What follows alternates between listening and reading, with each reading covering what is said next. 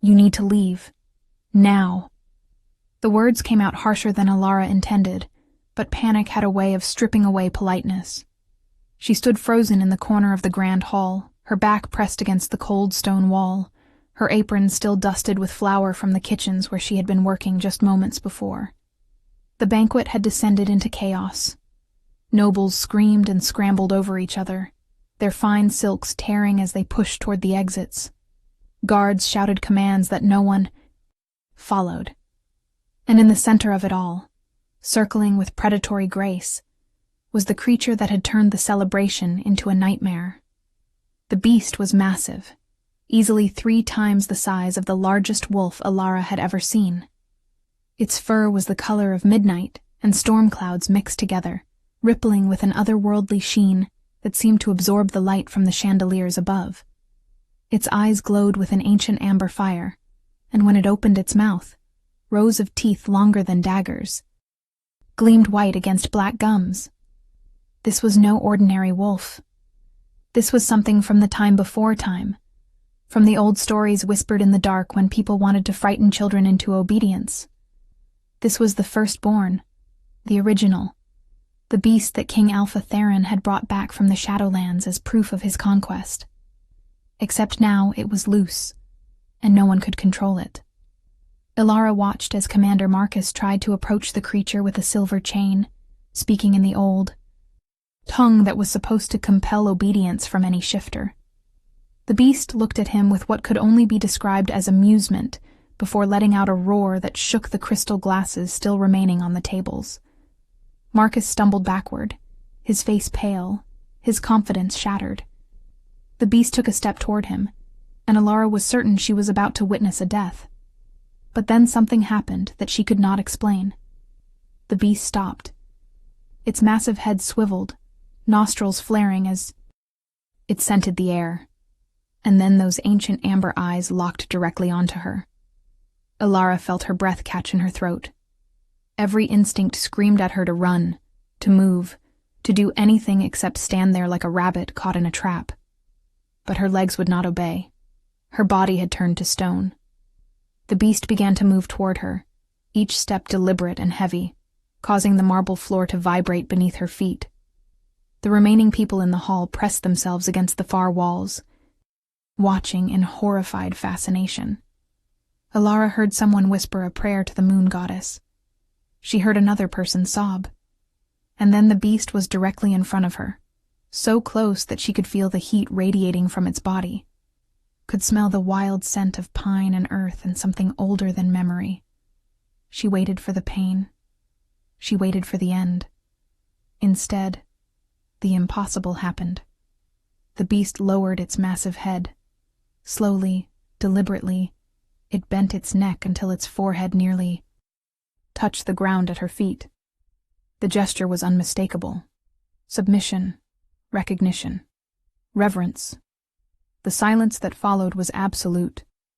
Even the crackling of the torches seemed to quiet in the face of what everyone had just witnessed. Alara stared down at the creature bowing before her, her mind struggling to process what was happening. This beast did not bow. According to everything she had heard since it arrived at the palace 3 days ago, this creature bowed to no one, not even King Theron himself, who had captured it through ancient magic and binding rituals. Yet here it was, offering her the posture of complete submission. Impossible. The voice cut through the silence like a blade. Alara looked up to see King Theron himself striding across the hall, his presence commanding immediate attention despite the chaos. He was tall, powerfully built, with dark hair that fell to his shoulders, and eyes the color of winter ice. He wore his authority like a second skin, and even now, with his banquet destroyed and his prize beast acting against all logic, he moved with absolute confidence. He stopped several feet away, studying the scene before him with an intensity that made Alara want to shrink further into the wall. "What is your name?" His question was directed at her, his tone neither kind nor cruel, simply demanding an answer. "Ilara, your Majesty." Her voice came out smaller than she intended. She hated how weak she sounded, but in the presence of the Alpha King, Himself, with an ancient beast bowing at her feet, weakness felt like the only honest response. Ilara. He repeated her name as if testing how it felt in his mouth. And what are you, Ilara? What pack do you belong to? She swallowed hard. This was the question she had dreaded her entire life, the question that always reduced her to nothing in the eyes of other wolves. I am packless, Your Majesty. I work in the kitchens. I have no wolf. The confession hung in the air like an indictment. To be wolfless among shifters was to be incomplete, defective, less than whole. Murmurs rippled through the remaining crowd. Someone laughed, a sharp bark of disbelief. A wolfless Omega? The voice belonged to Lady Seraphine, who stood near the dais in a gown of silver and sapphire, her perfect blonde hair still immaculately styled despite the chaos. She was everything Ilara was not: powerful, beautiful, connected to one of the oldest bloodlines in the kingdom. She was also, according to Pallas, gossip, intended to become Theron's Queen Luna through a political alliance that would unite the northern and southern territories. Your Majesty, surely this is some kind of trick. Perhaps the beast is ill, or under some enchantment. Seraphine's tone dripped with dismissal. No creature of such power would bow to something so insignificant. The beast made a sound then, a low, rumbling growl that vibrated through Ilara's bones. Its head was still lowered, but she could see its muscles tensing. See the way its lips pulled back from those massive teeth. It was reacting to Seraphine's words, to the insult directed at Ilara, defending her. Theron noticed too. His eyes narrowed, and he took a step closer, studying Ilara with renewed interest. "Rise," he commanded the beast, using the binding words that were supposed to compel obedience. The creature did not move. "I said, rise." His voice grew harder, layered with the alpha command that could bring any wolf to their knees. Still, the beast remained bowed before Ilara. The tension in the hall grew thick enough to choke on. An alpha king whose commands were being ignored was a dangerous thing. Ilara could see the muscle ticking in Theron's jaw, could sense the barely contained power rolling off him in waves. But beneath the anger, there was something else in his expression. Curiosity. Fascination. Ilara. He spoke her name again, and this time it sounded different, weighted with possibility. "Touch it. Place your hand on its head." "Your Majesty, I do not think that is wise." The words came from an elderly man in formal robes, who Ilara recognized as Elder Cassius, one of the king's advisors. The beast could take her hand off, or worse. She is just a kitchen worker, not worth the risk. "I will determine what is worth the risk in my own kingdom, Elder." Theron's tone left no room for argument. He looked back at Ilara, and something in his gaze sent a shiver down her spine that had nothing to do with fear. "Do it. Touch the beast." Ilara's hand trembled as she slowly reached forward. Every rational part of her brain screamed that this was insane, that she was about to lose her hand or her life or both. But something deeper, something she could not name, urged her forward. Her fingers connected with the thick fur between the beast's ears. The moment her skin made contact, the world exploded into sensation. Heat rushed through her body like wildfire, starting at her fingertips and racing along her arm, through her chest, down to her very core.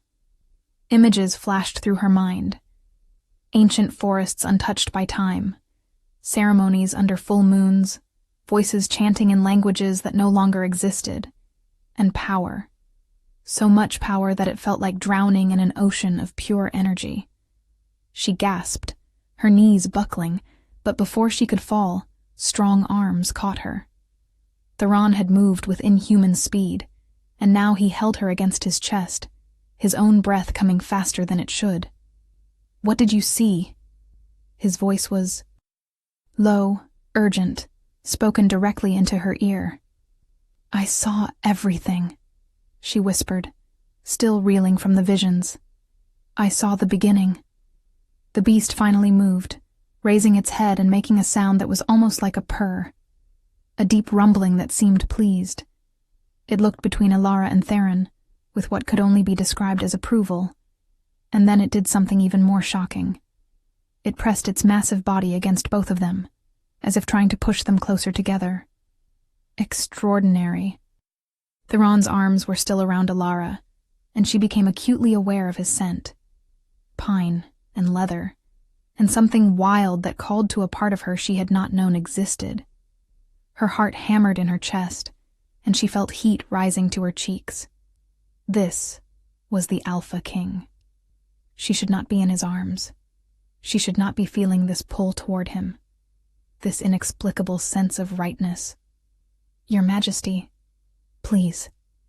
Seraphine's voice had lost its polished edge, now carrying a sharp note of something that sounded almost like fear.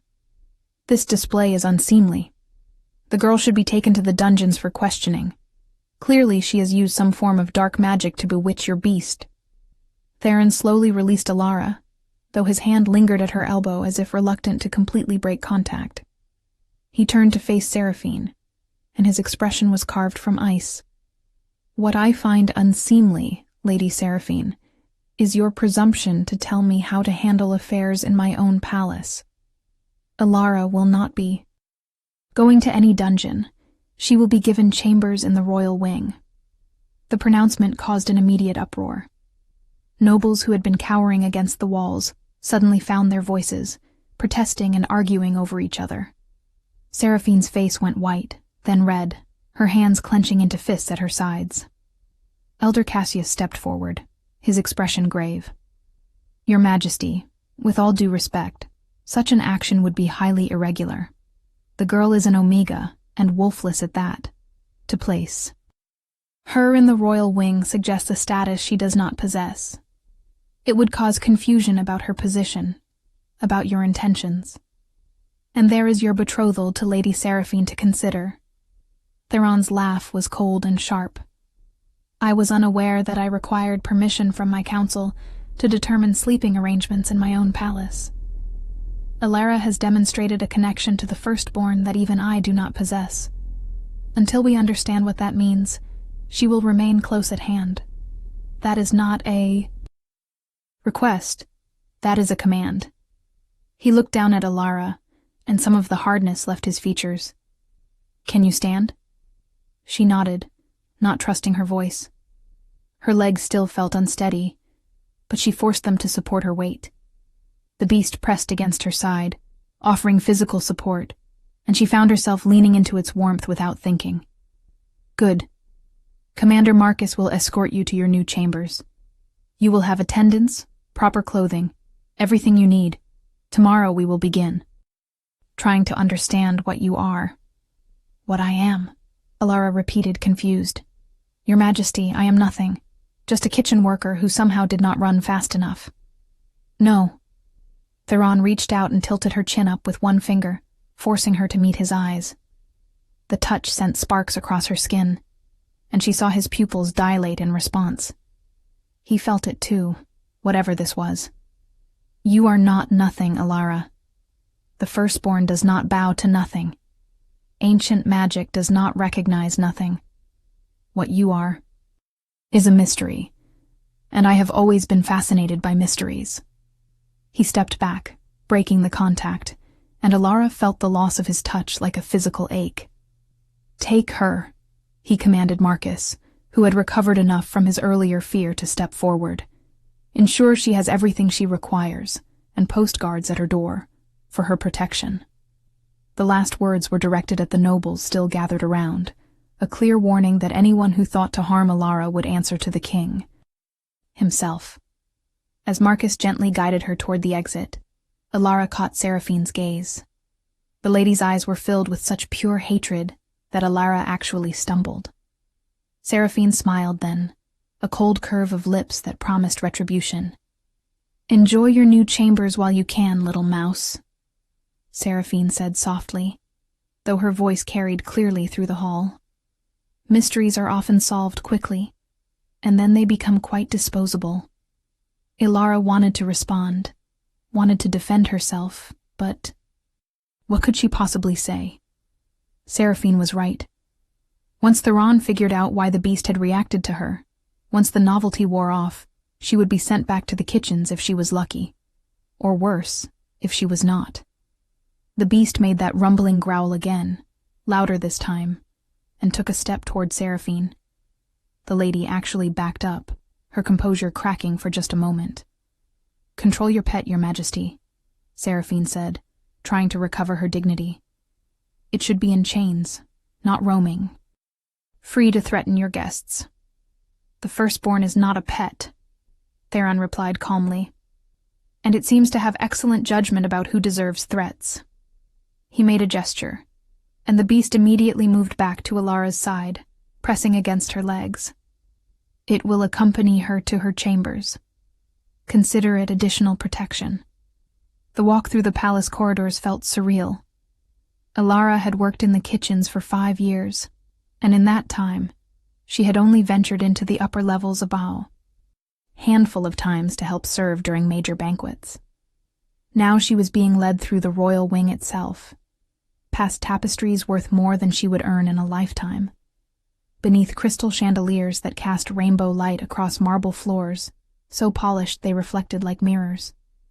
Other servants pressed themselves against the walls as they passed, staring at her with wide eyes. Some looked confused, others envious, a few fearful. Ilara kept her gaze straight ahead, trying to ignore the whispers that followed in her wake. The beast walked beside her, its presence both comforting and terrifying. Commander Marcus stopped before a set of double doors carved with intricate moon phases. "These will be your chambers," he said formally. "I apologize for the earlier chaos. In my defense, no one expected the firstborn to escape its bonds." He pushed open the doors, and Ilara could not contain her gasp. The chambers were larger than the entire kitchen where she had spent her working life. A massive 4-poster bed dominated one wall, its posts carved to look like ancient trees, reaching toward a ceiling painted to resemble a night sky. Thick carpets covered the floors, and a fireplace large enough to stand in blazed with welcoming warmth. Through another doorway, she could see a bathing room with a tub that could fit 3 people. "This cannot be for me," she whispered. "These are too grand. There must be some mistake." Marcus shook his head. The king's orders were clear. These chambers belong to his late mother, actually. He has not allowed anyone to use them since her passing 5 years ago. The information stunned Ilara into silence. The Queen Mother's chambers. Theron had given her his mother's rooms. What did that mean? Marcus seemed to read her confusion. "I cannot explain the king's thinking, girl. I only follow orders. Attendants will arrive shortly to help you bathe and dress. Try to get some rest. Tomorrow will likely be intense." He paused at the door, glancing back at the beast that had made itself comfortable on the carpet near the fireplace. "That creature has killed men twice my size without hesitation.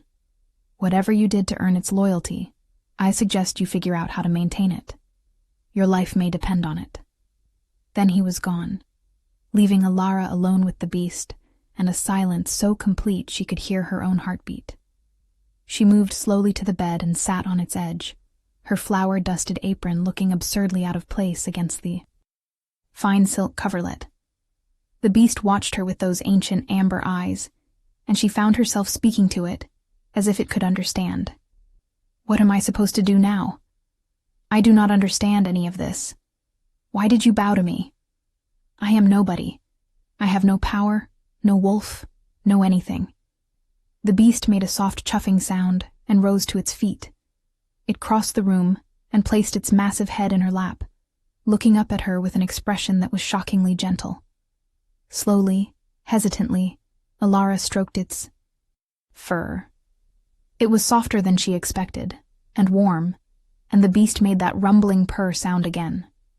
"You really do not want to hurt me, do you?" she murmured. "But why? What do you see that no one else can?" As if in answer, the beast pulled back and then did something that made Alara's breath stop. It shimmered. There was no other word for it.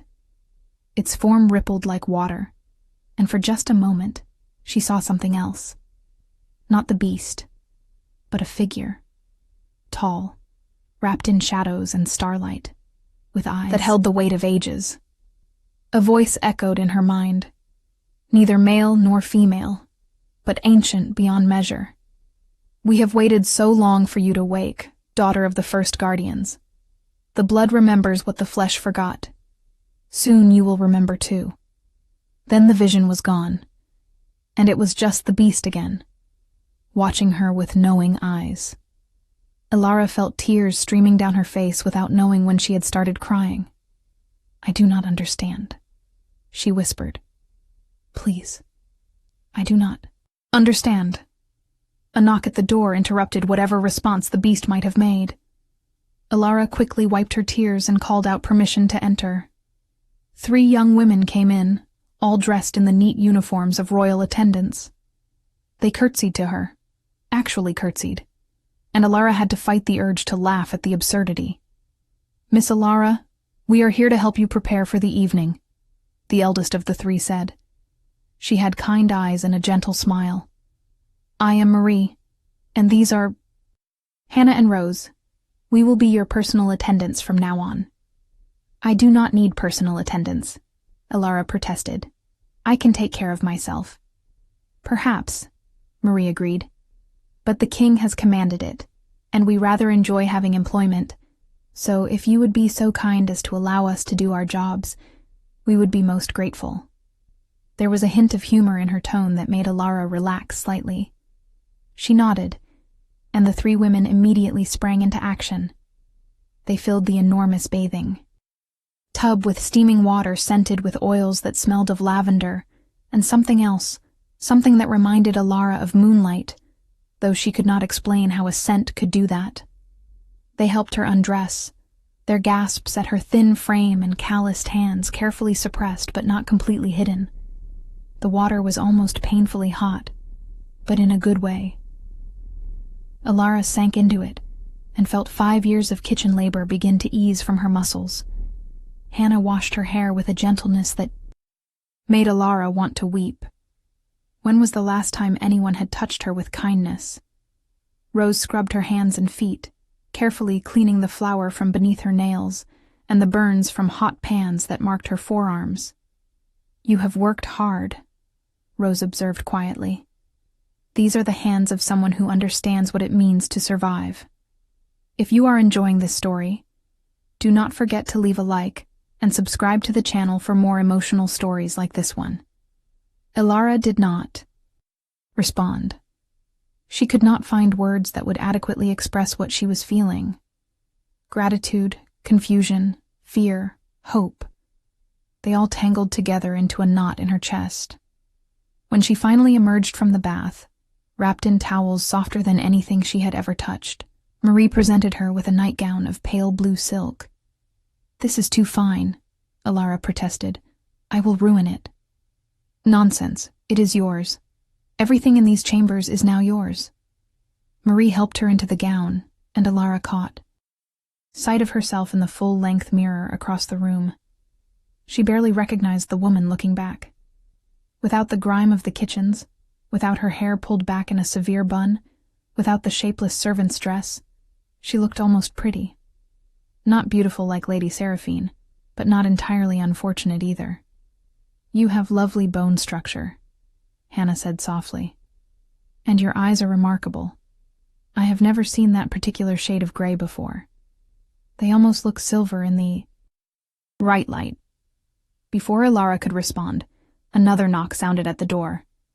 Marie opened it, and Alara's heart began to race when she saw who stood there. Theron, the Alpha King himself, come to her chambers. He had changed from his formal banquet attire into simpler clothing, dark pants and a loose white shirt that did nothing to hide the powerful build beneath. His hair was slightly damp, as if he had also bathed, and he looked somehow more human, more accessible than he had in the throne room. But his eyes still held that piercing intensity that made Alara feel like he could see straight through to her soul. "Leave us," he commanded the attendants. They curtsied and quickly departed, though Marie gave Alara an encouraging smile before she closed the doors. Alara stood frozen near the bed, suddenly intensely aware that she was wearing only a nightgown in the presence of the most powerful man in the kingdom. The beast rose from its spot by the fire and moved between them, not threatening, but clearly establishing itself as a barrier. Theron raised an eyebrow. "Even my own firstborn protects you. Fascinating." He moved to one of the chairs near the fireplace and sat, gesturing for Alara to take the other. "Sit. I promise I am not here to ravish you, no matter what the gossips will say about this visit." Alara's face flamed hot, but she forced herself to move to the chair. She perched on its edge, her back straight, her hands folded in her lap. Every etiquette lesson she had ever absorbed from watching the nobility told her she was doing this wrong, but she had no idea what the right way to sit with a king in your bedchamber might be. "Relax," Theron said, and there was amusement in his voice. "You look like you expect me to announce your execution at any moment. Forgive me, Your Majesty, but I have no idea why you are here or what you want from me, and that is rather terrifying." The honesty slipped out before she could stop it, and she immediately, regretted her boldness. But Theron simply laughed, a genuine sound that transformed his entire face. Honesty. What a refreshing change from the usual court sycophants. He leaned forward, his elbows on his knees, his gaze fixed on her with that unnerving intensity. "I am here because I cannot stop thinking about what happened in the throne room. I am here because the firstborn has never shown submission to anyone, and yet it bowed to you as if you were an empress. I am here because when I touched you, when I caught you before you fell, I felt something that I have not felt in a very long time." His voice dropped lower. "I felt the mate bond, Alara, and I think you felt it too." The world tilted sideways. Alara gripped the arms of the chair to keep from falling out of it. "That is impossible," she whispered. "I do not have a wolf. I cannot be anyone's mate, let alone yours. And yet the bond does not lie. It does not care about logic or propriety or what should be possible. It simply is." He ran a hand through his hair, and for the first time, she saw uncertainty in his expression. "I have spent 5 years resisting every attempt by my council to force me into a political marriage. They push Seraphine at me constantly, telling me that the alliance with her family is essential for the kingdom's stability. And perhaps it is. But I have always believed that a true alpha king should have a true mate, someone chosen by destiny, not by council decree. But I cannot be that." "Person," Alara insisted. "Look at me. I am nobody. I was a kitchen worker this morning. I have no training, no education, no understanding of politics or court life. I would be a disaster as a queen. Would you? Or is that simply what you have been told your entire life, that you are not good enough, not worthy enough, not enough?" Theron's words cut through her protests with surgical precision. "I have watched you since the moment you touched the firstborn. You did not faint or scream or fall apart. You stood your ground with dignity, even when everyone around you was calling you insignificant. That takes a kind of strength that no amount of noble bloodline can provide." Alara wanted to believe him. Every fiber of her being wanted to believe that what he was saying could be true. But years of being dismissed, ignored, treated as less than others had carved deep grooves in her psyche.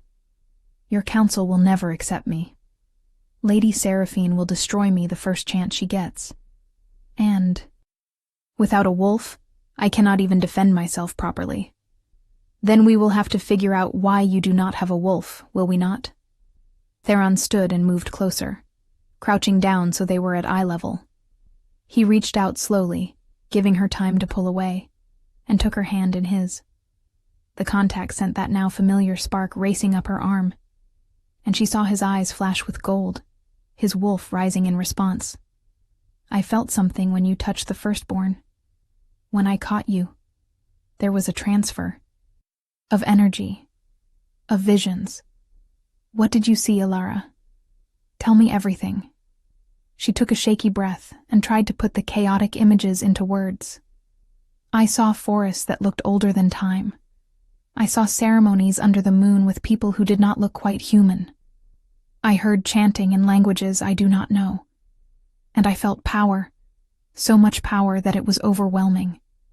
It felt like drowning and flying at the same time. Theron's grip on her hand tightened. The old magic. The first magic, from before the great dividing when we split into separate species. Ilara, what you are describing sounds like the guardian ceremonies. Guardian ceremonies? The first protectors of the shifter races. According to legend, they were chosen by the moon goddess herself to maintain balance between the human world and the supernatural. They had abilities that went beyond simple shifting. They could speak to all animals, could heal with a touch, could commune directly with the divine. But the bloodlines were thought to have died out 1,000 years ago. He studied her face as if seeing her for the first time. Unless they did not die out. Unless they simply went dormant, waiting for the right moment to resurface. That is impossible, Alara said again, but this time her voice held less certainty. If I had any kind of special bloodline, someone would have known. My parents would have told me. Would they? Or did they die before they could? Theron's question was gentle but struck like a blow. You said you were an orphan. How old were you when you lost your family? 5. There was a fire. I barely remember them. The old grief rose up, surprising her with its strength after so many years. I remember my mother's voice singing lullabies. I remember my father's hands lifting me up to see the stars. But their faces are blurry now. And I never knew where we came from before we arrived at the pack that took me in after the fire. A fire. Theron's voice went hard. Ilara, guardian. Families were systematically hunted during the last Great War. Those with the old blood were seen as threats by the new regimes. Many were killed.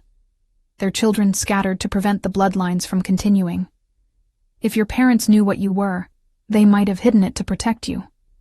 The implications crashed over Alara like a wave. Everything she had believed about herself, about her place in the world, might be built on lies of protection.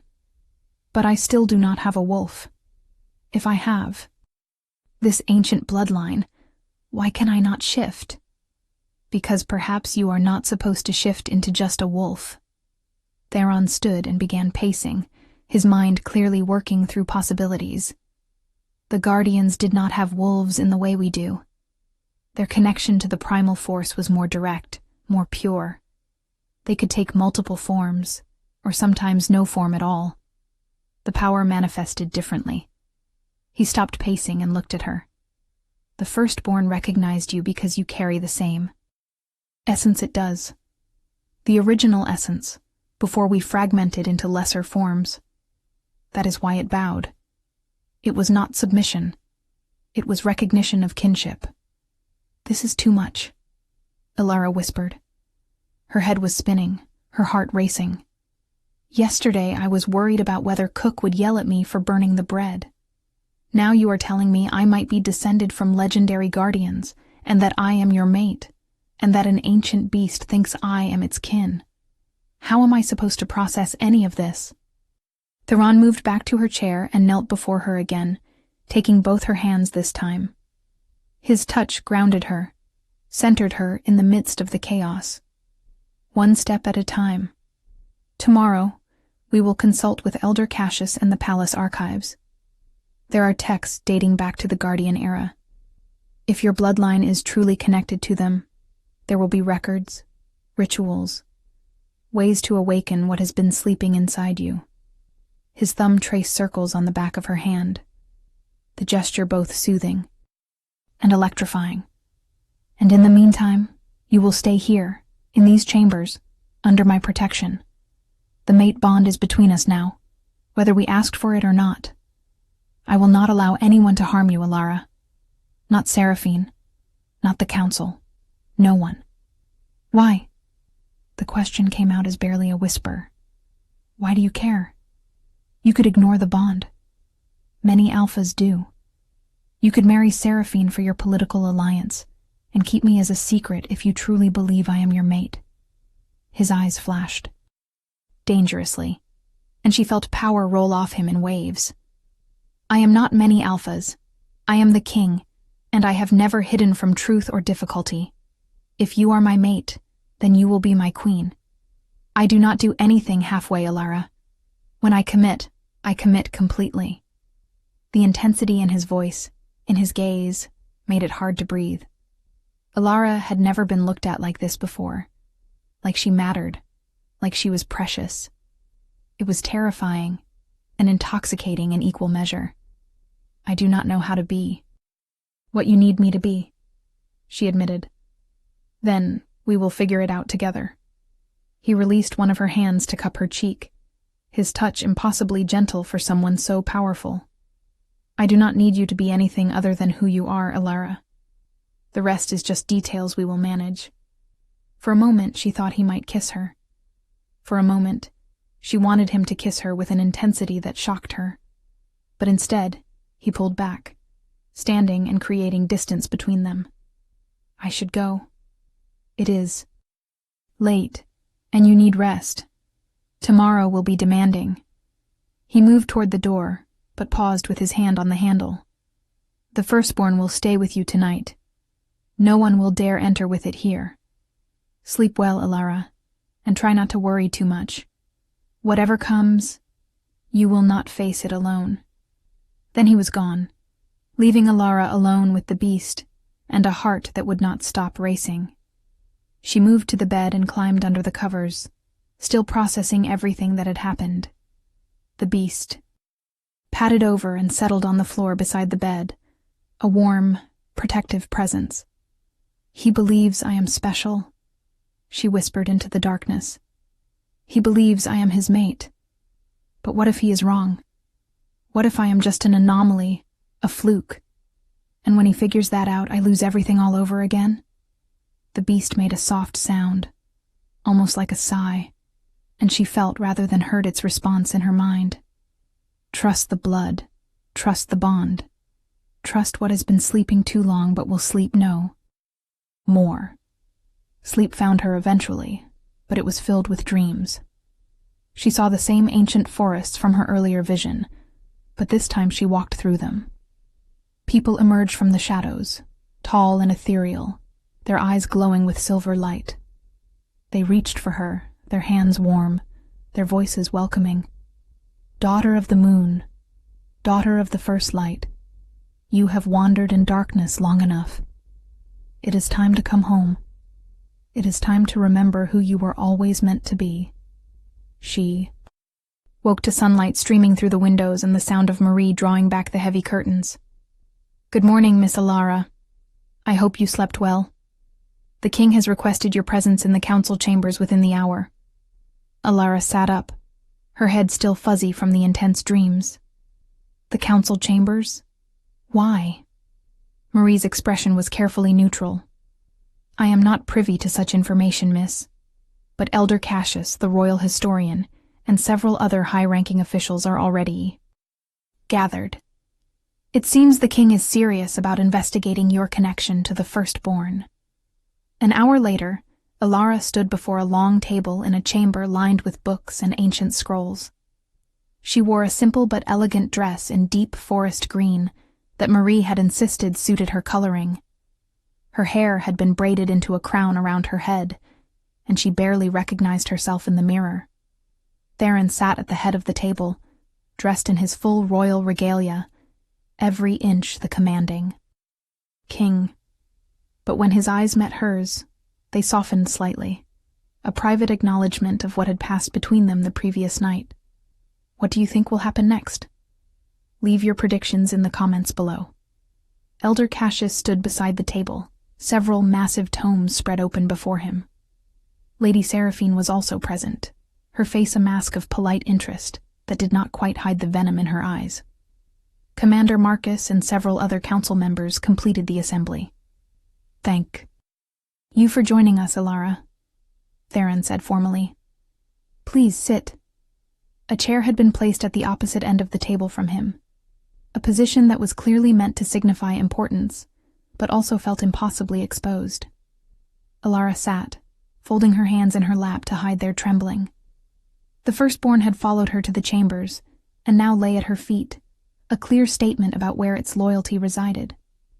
"We have been reviewing the ancient texts," Elder Cassius began, his voice reedy with age, but sharp with intelligence.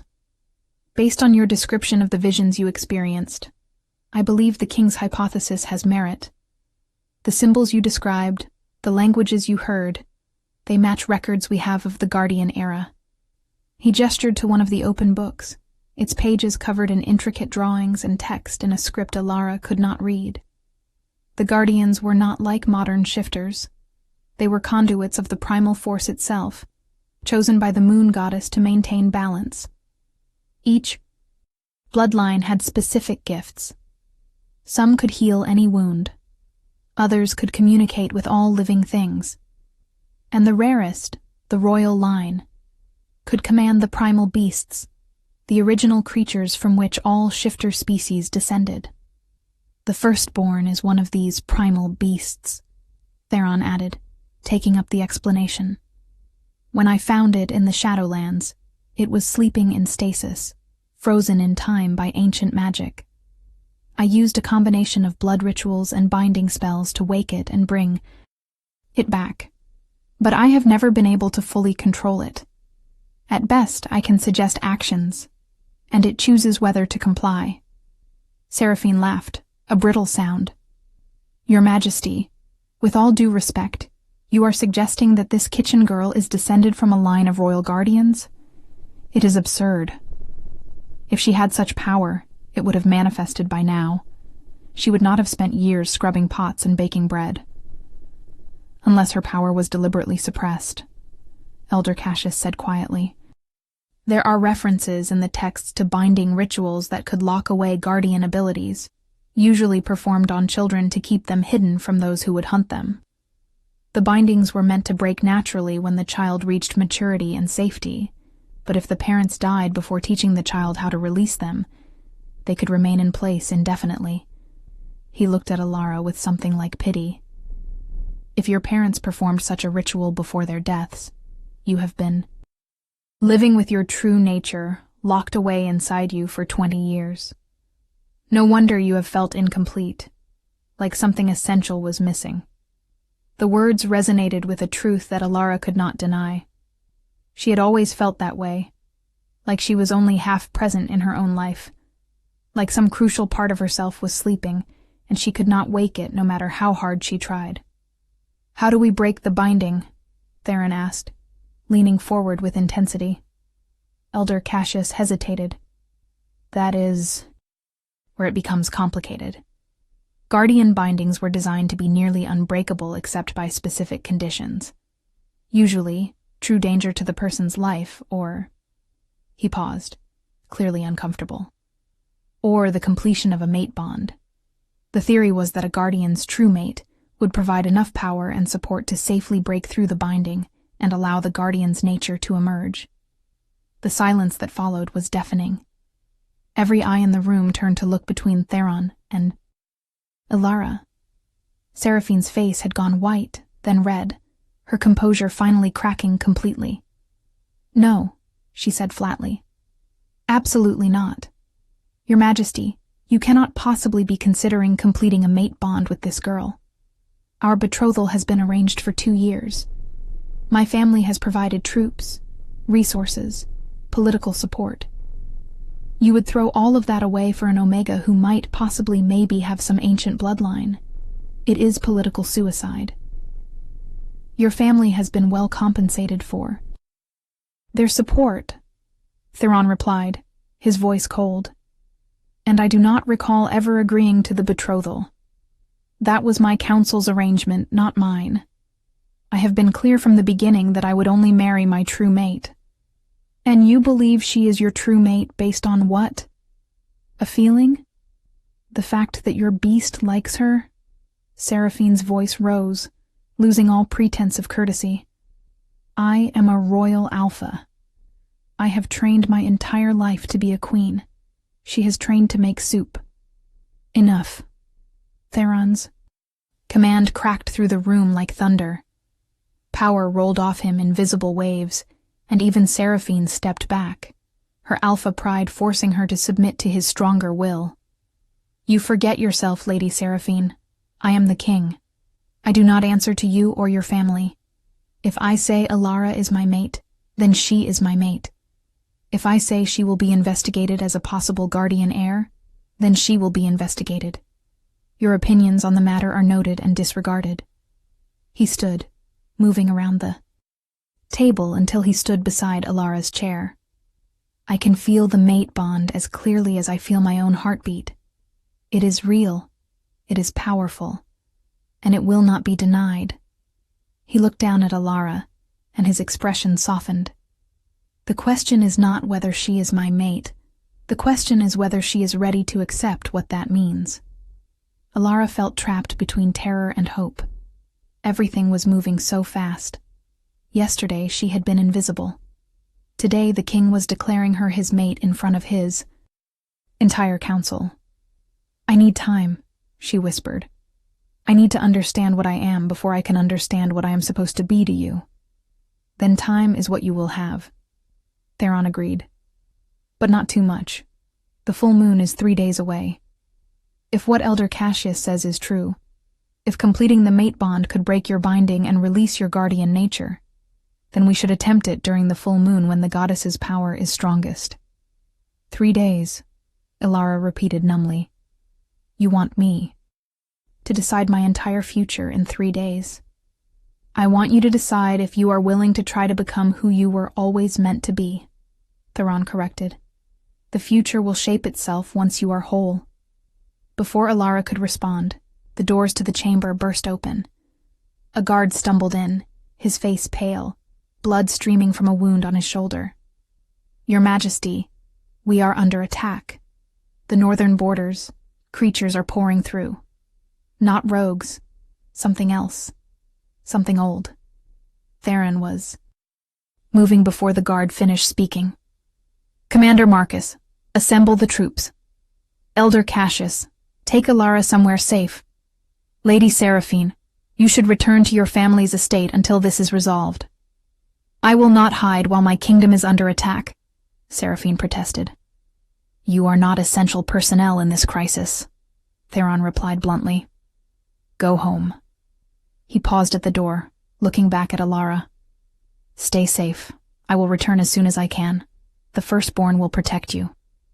Then he was gone, and chaos erupted. Elder Cassius tried to guide Alara out of the chamber, but she found her feet would not move. Something was wrong. She could feel it, a pulling sensation in her chest, a certainty that she could not explain. The firstborn suddenly stood, its hackles raised, looking toward the northern windows. It made a sound, a high keening that raised every hair on Alara's body. And then she felt it. A presence, dark and hungry, and impossibly ancient. It was searching for something. It was searching for her. They are coming for me, she said aloud, the knowledge absolute. Whatever is attacking, they are coming for me. Elder Cassius grabbed her arm. Then we need to get you to the safe rooms immediately. But before they could move, the windows exploded inward. Glass rained down like deadly snow, and through the opening came creatures that looked like shadows given form. They had eyes of burning red, and their mouths opened too wide, revealing rows of teeth that glowed with sickly green light. The firstborn roared and launched itself at the creatures, its massive jaws closing around one and shaking it like a rag doll. But there were too many. They kept coming, pouring through the broken windows, their focus entirely on Alara. Guards rushed in, engaging the creatures with swords and claws, but their weapons seemed to pass through the shadow forms, without causing real damage. Seraphine had shifted into her wolf form, a beautiful golden beast that was nevertheless no match for these things. Elder Cassius pushed Alara behind him, chanting in the old tongue, and a barrier of light formed around them. But Alara could see it flickering, weakening under the assault. One of the creatures broke through. It moved with impossible speed, reaching for Alara with hands that ended in claws of pure darkness. She did not think. She just reacted. Her hand came up, and the word that came from her mouth was not one she knew, was not one she had ever learned. It was a word from the dreams, from the visions, from the blood that sang in her veins. Power exploded outward. The creature disintegrated, simply ceased to exist as if it had never been. The light that came from Alara's hand was silver and pure, and where it touched the shadow creatures, they screamed and dissolved. She could not stop it. The power kept coming, pouring out of her in waves, and she felt something inside her breaking, shattering, releasing. The binding. The ritual that had locked away her true. Nature was crumbling under the force of her terror and her desperate need to protect those around her. Memories flooded her mind. Not memories from this life, but from the blood, from the ancestors who had lived and died before she was born. She saw the first ceremony, the moon goddess herself placing her hands on the heads of the chosen ones. She felt the weight of responsibility, the sacred duty to protect the balance.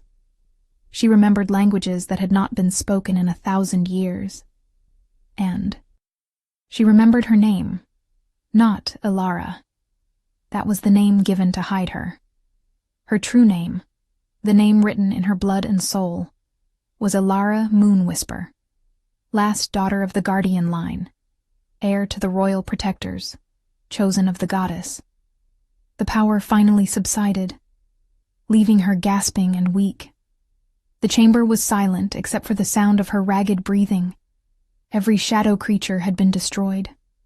The firstborn stood before her, its head bowed in that gesture of recognition and reverence. Elder Cassius stared at her with wide eyes, his face a mixture of awe and fear.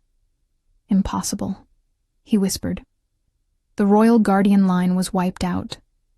Every member was accounted for. Almost every member, Alara corrected, and her voice sounded different even to her own ears, layered with power and authority that had not been there before. My parents hid me. They gave me a false name, bound my power, and placed me where no one would think to look. Among the common wolves, invisible and overlooked, they died to keep the secret. She looked down at her hands, which still glowed faintly with silver light. But the binding was not meant to break this way. It was supposed to be gentle, controlled, with guidance. Instead, it shattered. And now I can feel everything. Every life in this palace. Every heartbeat. Every breath. It is overwhelming. Seraphine had shifted back to her human form, her face pale. "This changes nothing," she said, but her voice lacked conviction. "Guardian. Bloodline or not, you are still untrained, still unprepared to be queen." "You are right," Alara agreed, surprising everyone. "I am unprepared. I do not know how to control this power. I do not know the rituals or the responsibilities. I am exactly as much of a disaster as you predicted." She took a shaky breath. "But I am also the king's true mate, and I am the only person in this kingdom who can command the firstborn. And I apparently can destroy shadow creatures that your trained warriors could not touch. So perhaps being prepared is overrated." The sound of running footsteps announced Theron's return. He burst through the damaged doors, his eyes wild, his power crackling around him. "Alara," he breathed, crossing the room in 3 strides. "I felt it. I felt your power wake. Are you hurt?" "I am fine. Confused, exhausted, glowing slightly, but fine." She tried for a smile and almost managed it. The binding broke. "I think I might be a guardian after all." His hands came up to cup her face, and his touch was an anchor in the chaos. "I felt your terror through the bond. I felt the moment your power erupted. It took everything I had not to abandon the fight and come to you immediately. You stayed where you were needed. That was the right choice. She leaned into his touch, drawing strength from his presence.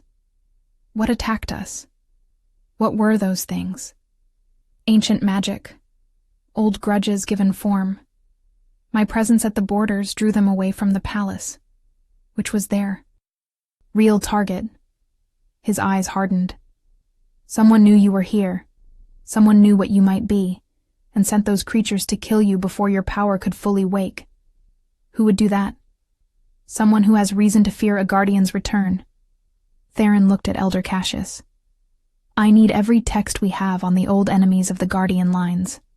Someone has been planning this for a long time. Your Majesty, Elder Cassius said carefully. If Alara truly is the last royal guardian, if her bloodline is authentic, then her very existence rewrites the power structure of our entire world. There will be many who see her as a threat.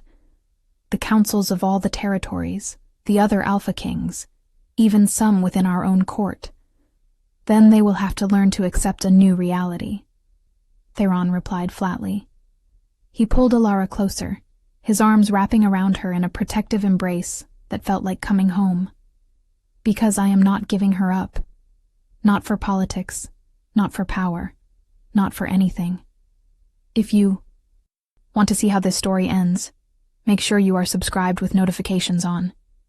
Seraphine made a strangled sound and fled the room, her dignity finally completely shattered.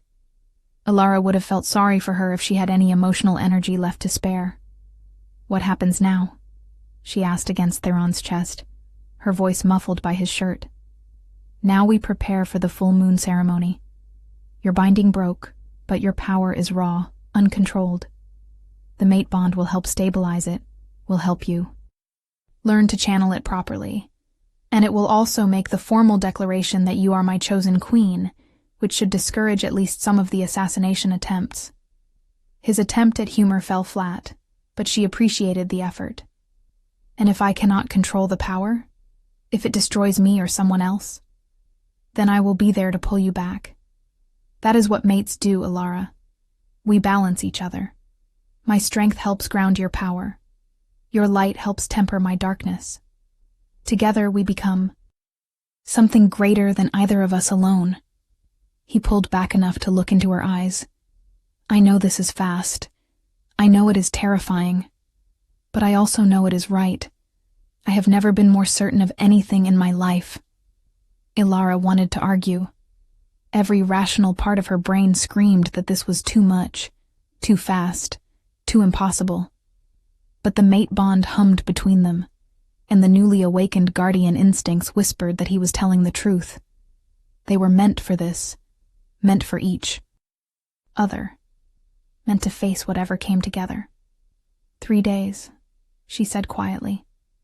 I need these 3 days to learn what I can, to understand my power, to prepare. And then on the full moon, I will complete the bond with you. Not because I am forced to, not because I have no other choice, but because I want to, because you are right.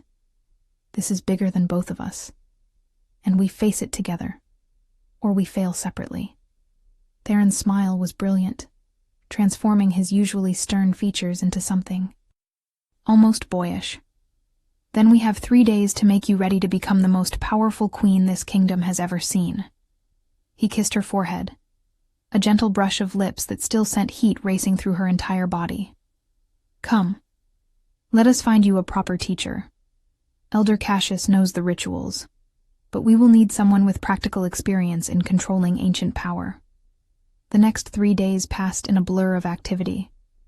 Alara spent hours in the archives, studying texts written in languages that her newly awakened blood allowed her to read.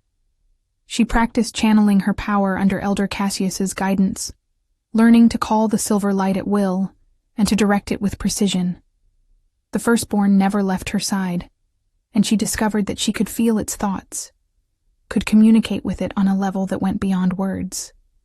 Its name, she learned, was Kairos, which meant the supreme moment in the old tongue.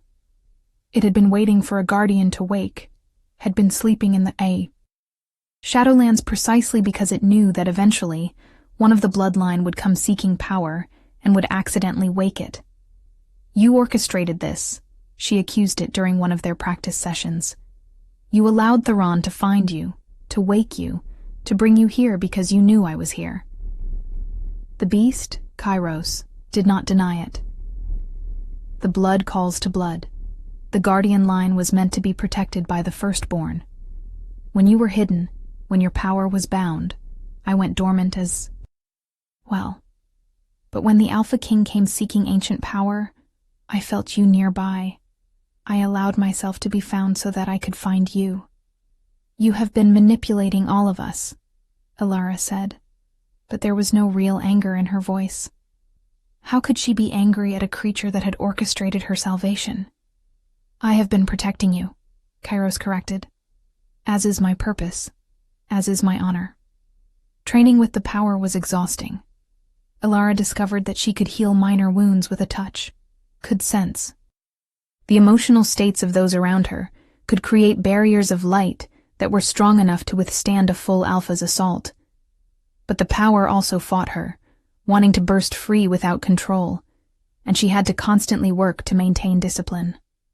Theron visited her each evening, spending time simply talking, helping her relax after the intensive training. He told her about his childhood, about the pressure of being raised to be king, about his mother who had died when he was 20, and left a hole in his life that had never fully healed. She would have liked you, he said one evening as they sat in Alara's chambers, watching the fire. She always said that true strength came from surviving impossible circumstances with grace intact. You embody that. I do not feel graceful, Alara admitted. I feel like I am barely holding myself together. That is the definition of grace under pressure. He reached over and took her hand, the now familiar spark of the mate bond arcing between them. Tomorrow is the full moon. Tomorrow, everything changes. Are you ready? No, she answered honestly. But I am willing. And maybe that is enough. The ceremony was to be held in the ancient temple at the heart of the palace grounds. It was a structure that dated back to the Guardian era, built of white stone that seemed to glow under moonlight. As the sun set on the third day, Alara found herself being prepared by Marie and the other attendants. They dressed her in a gown of pure, white silk that seemed to shimmer with its own light. It was sleeveless, leaving her arms bare, and the back dipped low, traditional for a claiming ceremony. Her hair was left loose, cascading down her back in waves that the attendants had somehow coaxed into perfection. Around her throat, they placed a collar of silver ancient guardian symbols etched into the metal. You look like a goddess, Marie whispered, tears in her eyes. Miss Alara, I have served in this palace for 10 years, and I have never seen anything like this. You are going to be magnificent. Or a magnificent disaster, Alara replied, but she smiled to show she was teasing. Her hands shook as she looked at herself in the mirror.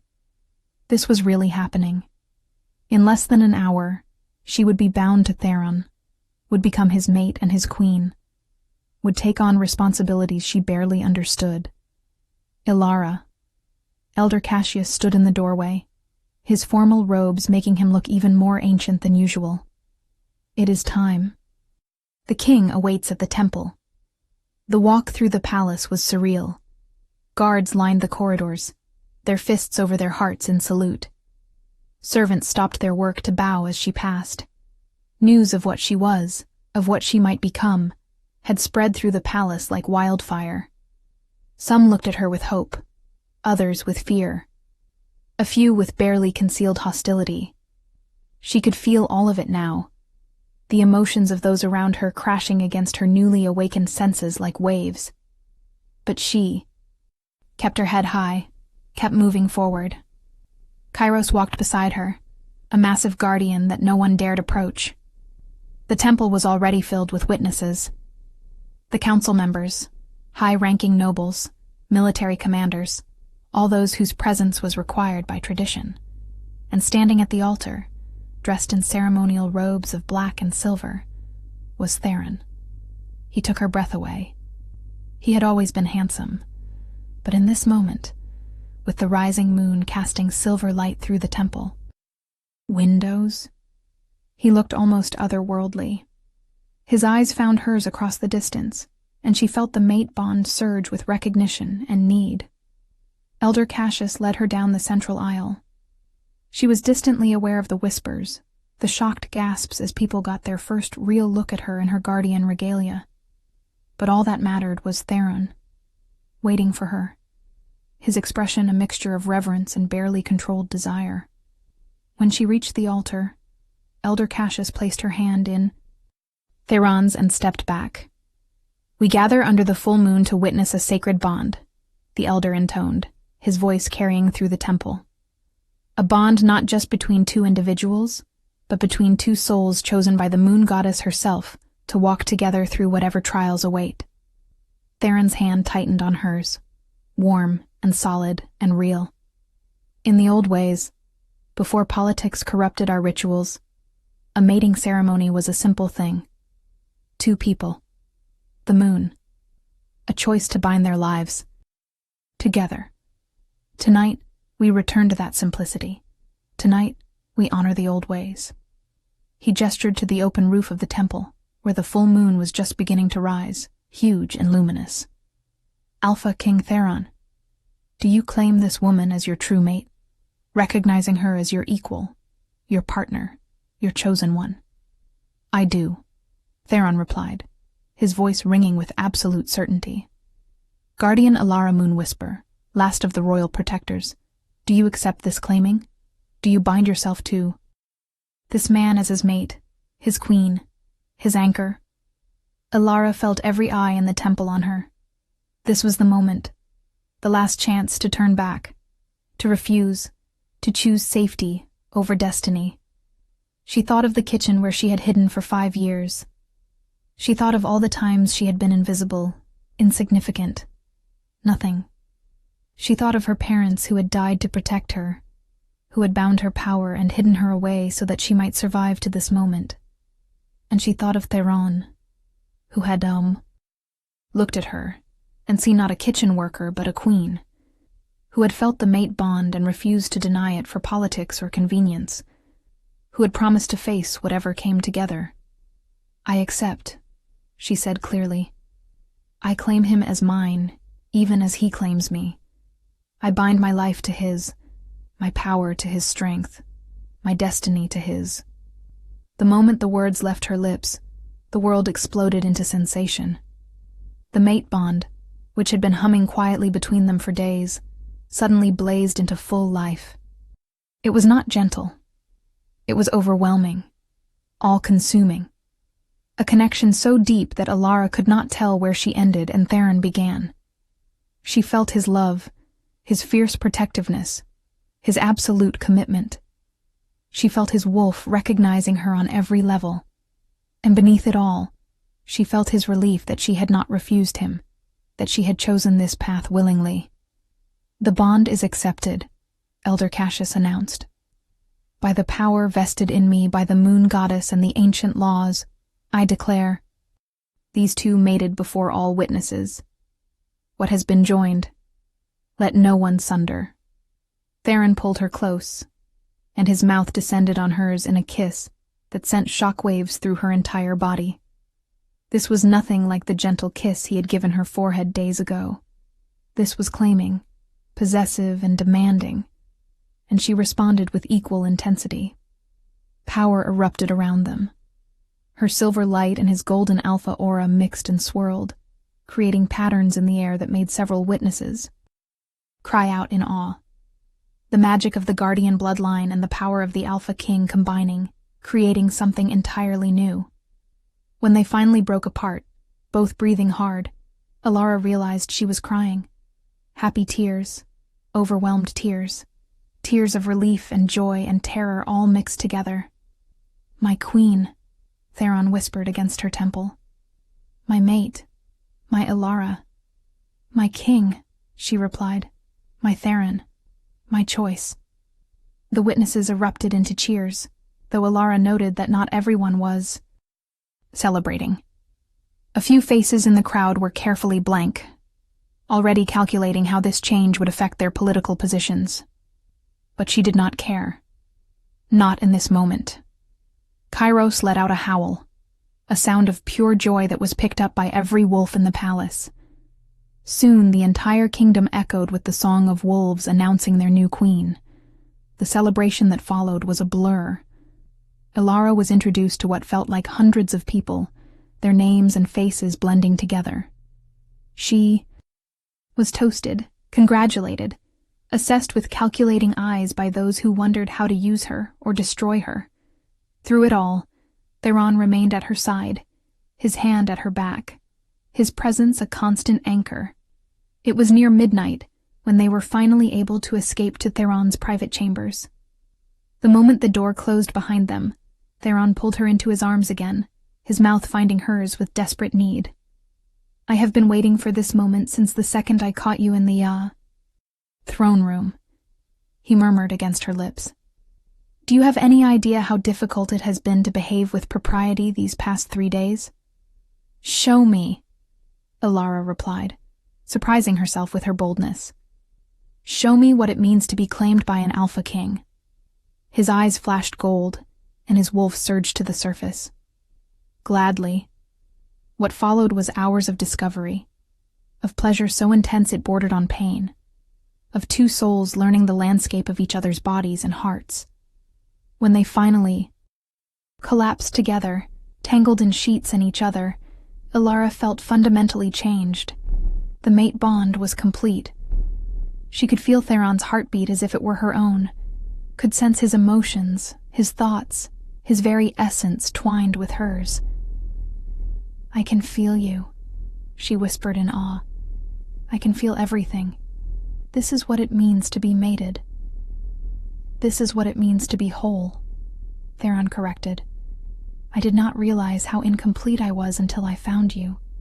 You are the piece I did not know I was." Missing.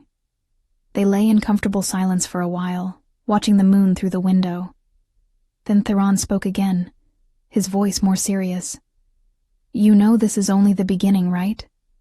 The ceremony makes you queen, but it does not solve our problems. There will be challenges from other territories. There will be attempts to undermine your authority. And there are still those shadow creatures to deal with, whoever sent them." "I know," Alara replied. "But we face it together now. That makes all the difference." "Together," Theron agreed, pulling her closer. "Always together." The next morning, Alara woke to find herself in the king's bed, sunlight streaming through windows, and Theron already awake and watching her with an expression of such contentment that it made her heart ache. "Good morning, my queen," he said softly. "How do you feel?" She took inventory. The mate bond thrummed with life, connecting them on every level. Her guardian powers felt more stable, anchored by Theron's strength. And despite everything that had happened, despite all the uncertainty ahead, she felt oddly at peace. "I feel ready," she answered. "Ready for whatever comes next." "Good, because we have our first challenge arriving within the hour." At her questioning look, he elaborated. "The other Alpha Kings have heard about our mating. They are sending representatives to assess the situation, to determine if you are truly a guardian, or if this is some elaborate deception." "Let them come," Alara said, feeling her power rise at the challenge. "Let them see what a guardian can do. Let them understand that the old ways are not as dead as they thought."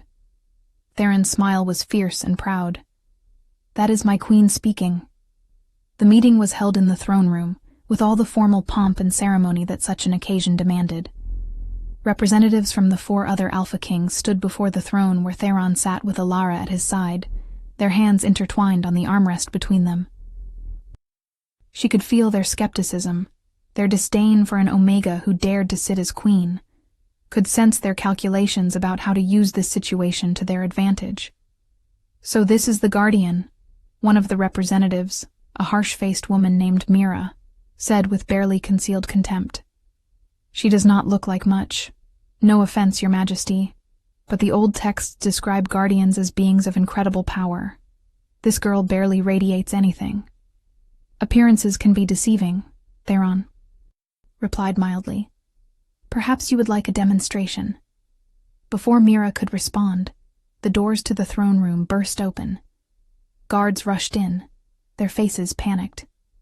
Your Majesty, we are under attack again. More of those shadow creatures, hundreds of them. They have breached the outer walls. Theron was on his feet instantly, his alpha power filling the room. Evacuate the civilians. Get the representatives to safety. Commander Marcus, with me. No, Alara said clearly, standing as well. This is exactly what we needed. A demonstration. She walked down from the dais, feeling all eyes on her. The silver symbols on her collar began to glow, and her power rose like a tide. You want to know if I am truly a guardian? Then watch, learn, and remember this moment when you report back to your kings. She strode toward the doors, and Kairos materialized from the shadows to walk beside her. The representatives, despite their fear, followed, unable to resist witnessing what would happen. The outer courtyard was chaos. Shadow creatures poured through breaks in the walls, their red eyes blazing, their distorted forms spreading corruption wherever they touched. Guards fought valiantly, but were being overwhelmed. Alara stopped at the top of the courtyard steps and raised her hands. The words that came from her mouth were in the old tongue, the language of the first guardians, and they resonated with power that shook the very stones of the palace. Light exploded from her in a nova of silver radiance. It swept across the courtyard like a cleansing fire, and where it touched the shadow creatures, they simply ceased to exist. Not destroyed, not defeated, but unmade, returned to the nothingness from which they had been called. In less than a minute, every shadow creature was gone. The courtyard was silent, except for the heavy breathing of the guards, and the soft sound of Alara's power slowly receding. She turned to face the representatives, who stood frozen in shock and awe. "Any questions about my legitimacy?" she asked calmly. "Or would you like another demonstration?" Mira dropped to one knee, her head bowed. "Guardian Alara, please forgive my earlier disrespect. I did not understand. None of us understood." One by one, the other representatives also knelt. Not to Theron, though he was their superior in rank. They knelt to Alara, recognizing the return of a power that transcended even the authority of Alpha Kings. Theron moved to stand beside her, his hand finding hers. "Let it be known across all territories," he announced. "The Guardian line has returned. Queen Alara Moonwhisper, my mate and the kingdom's protector, stands as proof that the old ways are not lost. And any who threaten this kingdom, any who threaten my queen, will face the combined might of an Alpha King and a Royal Guardian. We are stronger together than any enemy can imagine. If this story touched your heart, share it with someone who loves epic romance. Tell me in the comments, did you see this ending coming?" Alara felt the weight of responsibility settle on her shoulders, but it did not feel crushing. With Theron beside her, with the mate bond strengthening them both, with her power finally awakened and her purpose clear, she felt capable of facing whatever challenges awaited. "Rise," she commanded the representatives gently. "Return to your kings and tell them the truth. Tell them that the Guardians have returned to protect the balance, not to threaten anyone's power. Tell them that I seek cooperation, not conquest. But also tell them that I will protect what is mine with every ounce of power I possess." As the representatives departed, as the guards began repairs on the walls, as normal life slowly resumed, Alara leaned against Theron and allowed herself a moment of quiet satisfaction. "We did it," she whispered. "We actually did it." "You did it," he corrected. "You went from invisible to legendary in less than a week. I merely had the good sense to recognize your worth when everyone else was blind. You gave me the chance to become who I was meant to be. That is no small thing." She looked up at him, love and gratitude shining in her eyes. "Thank you for seeing me. Thank you for choosing me. I will choose you every day for the rest of our lives," Theron promised. "That is what mates do. That is what we do." In the weeks that followed, Ilara settled into her role as queen. It was not easy. There were nobles who resented her. Rise. There were political complications with the other territories. There were endless ceremonies and protocols to learn. But she faced each challenge with growing confidence, her guardian powers developing under Elder Cassius's patient tutelage. She discovered that she could sense imbalances in the natural order, could feel when dark magic was being used anywhere in the kingdom. She could heal not just physical wounds, but spiritual ones, helping shifters who had been damaged by trauma or dark magic to find wholeness again. And she could command not just Kairos, but any creature of the primal force, the ancient beings that existed before the world was divided into mundane and magical. Theron proved to be not just a mate, but a true partner. He consulted her on policy decisions, valued her input even when it contradicted his own thoughts, and never once treated her as less than his equal, despite her lack of formal training. Together, they began to reshape the kingdom. They established new laws protecting the vulnerable, created systems to identify and train those with guardian bloodline traces who might exist in hiding, and opened diplomatic channels with other supernatural species that had been isolated for centuries. 6 months after the mating ceremony, Ilara stood on the balcony of the palace, looking out over the city that had become her home. The sun was setting, painting the sky in shades of gold and rose, and she could feel the pulse of life throughout the kingdom, through her guardian senses. Theron's arms wrapped around her from behind, and she leaned back into his warmth. "Happy?" he asked, his breath warm against her ear. "More than I ever thought possible," she replied honestly. "Sometimes I still cannot believe this is my life. 6 months ago, I was scrubbing pots. Now I am a queen and a guardian, and I am mated to the most incredible man I have ever known." "I am the lucky one," Theron insisted. "I got a mate, a queen, and a guardian all in one. Remarkable package. Not to mention the best partner I could have asked for in running this kingdom." "We make a good team," Ilara agreed. She turned in his arms, standing on her toes to kiss him softly.